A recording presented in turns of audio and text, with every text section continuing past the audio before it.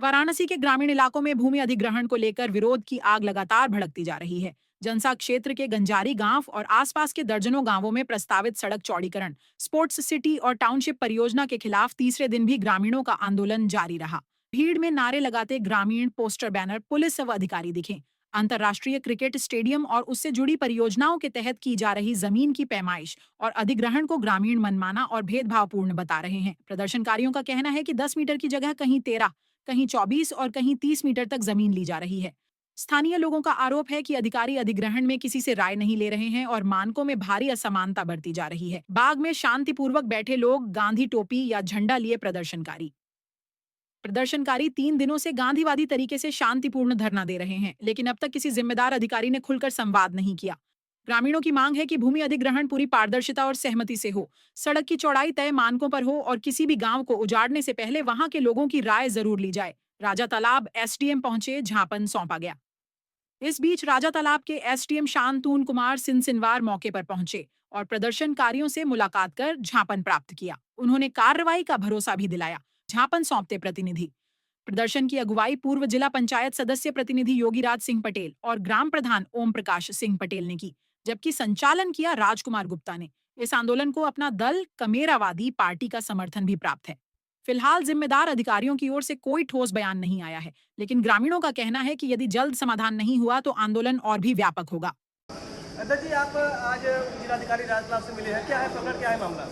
प्रकरण ये है कि जो वाराणसी में स्टेडियम बन रहा है, वहाँ टाउनशिप, स्पोर्ट्स सिटी के साथ साथ रोड चौड़ीकरण स्टेडियम के लिए भूमि अधिग्रहण हो रहा है और हमारा 3 दिन से धरना चल रहा था। कल एडीएम साहब से वार्ता हुई, उन्होंने कहा कि आइए हमारे पास क्या समस्या है हम बता दें। उसी सिलसिले में आए थे और एडीएम साहब से हमारी वार्ता हुई तो उन्होंने पूछा कि भाई क्या दिक्कत है, तो हमने बताया देखिए जो वहाँ किसानों की ज़मीन जा रही है, बिना उनसे पूछे उनके ज़मीन में निशानदेही कर दिया गया।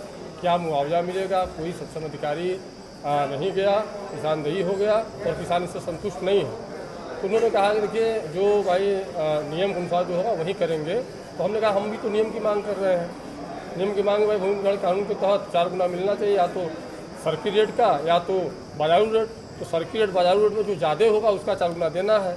अब किसान सहमत होगा तभी आप ज़मीन ले पाएंगे। तो उन्होंने एक चीज़ कहा कि भाई सरकारी ज़मीन, हम कहा सरकारी ज़मीन का तो कोई सवाल नहीं है, जो किसानों की ज़मीन उसका सवाल है और कम से कम सैकड़ों मकान इसमें जा रहे हैं।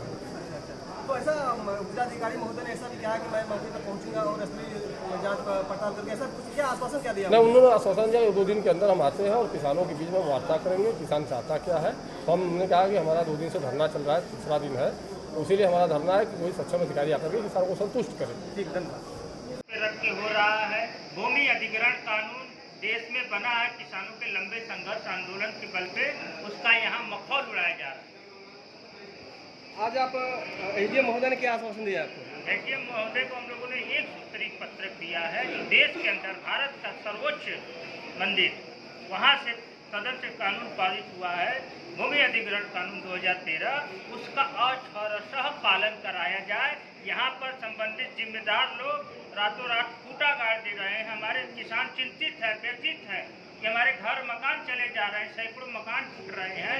जो 3.5 मीटर चौड़ी सड़क है उसको डायरेक्ट 30 मीटर बनाया जा रहा है। दुनिया का सबसे बड़ा 4 लेन हिंदुस्तान के गंजारी में बनने जा रहा है। ऐसा सुनने में आ रहा है कि आपका धरना जो 2 से 3 दिन पहले चला आ रहा है, क्या कोई सक्षम अधिकारी मौके पहुंचा या फिर आप लोगों का कोई स्तरीय जायजा? अधिकारी नहीं आए थे, प्रशासन के लोग आए थे, भय दिखा रहे थे कि यहाँ लोग पुलिस देख के डर जाएंगे, लेकिन हम डरने वाले नहीं हैं, हम लोग लड़ने वाले हैं। हम उस मिट्टी में पैदा हुए, उस मिट्टी को बचाने के लिए उस मिट्टी में भी मिल जाएंगे, शहादत भी दे देंगे।